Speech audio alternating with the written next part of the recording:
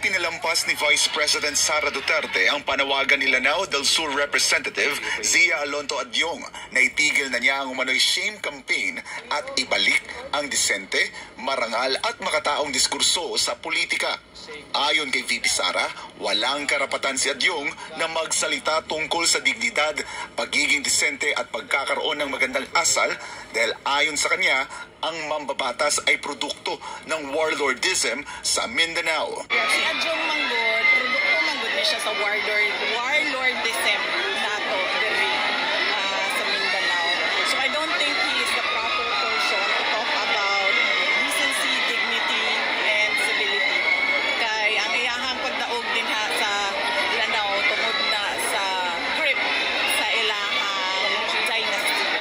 Ang tinutukoy ni VP Sara na warlordism ay isang sistemang pamumuno kung saan hawak ng ilang makapangyarihang angkan ang kontrol sa politika gamit ang impluwensya, armas at dominasyon sa seguridad sa lokal na pamahalaan. Hindi rin nakaligtas sa patutsada ni VP Sara si House Deputy Majority Leader Paulo Ortega matapos nitong questionin ang umano'y pananahimik ng Vice Presidente sa gitna ng mga iligal na aktibidad ng China sa Sandy Cay na bahagi ng West Philippine Sea. Kani si Puan, isa po ni si Ortega, mura po ni siya og si Adyong. Produkto sa warlord. Si Ortega, maupod na siya si Adyong.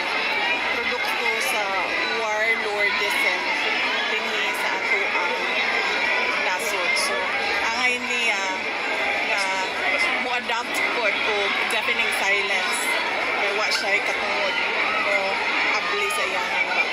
Sinagot din ng bise ang sinabi ni Ortega na tila mas aktibo daw siya sa pagbatiko sa mga kaalyado ng administrasyon kaysa sa pagtindig laban sa mga kilos ng China sa loob ng teritoryo ng Pilipinas.